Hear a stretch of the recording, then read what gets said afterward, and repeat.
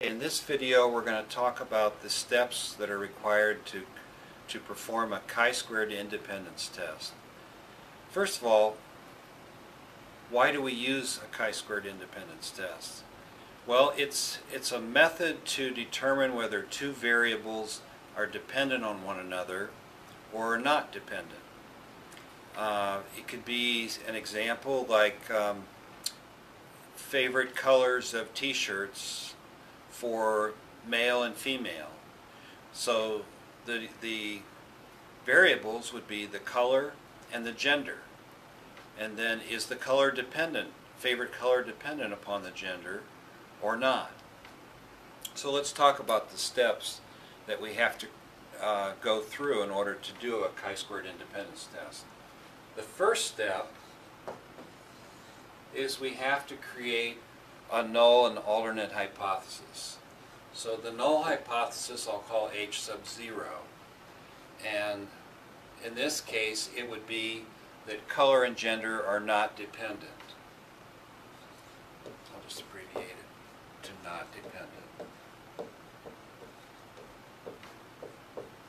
And H1 is the alternate hypothesis, and that would be that the two variables are dependent.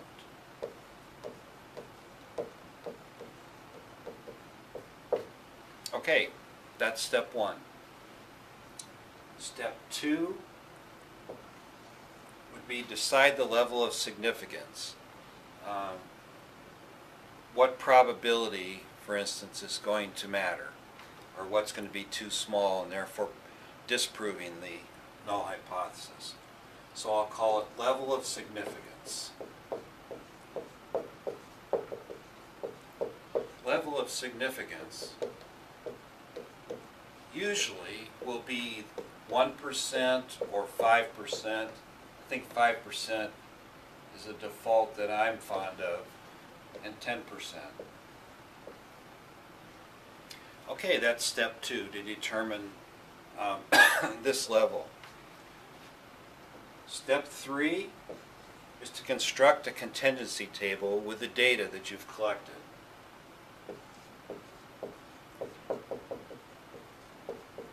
Contingency table. And that might be something that has the colors across the top columns and the gender over here for the rows, male, female, and totals.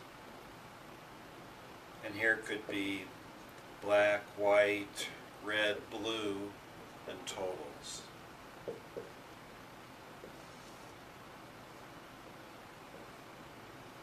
So really, just in a real brief way, this is what something like that would look like.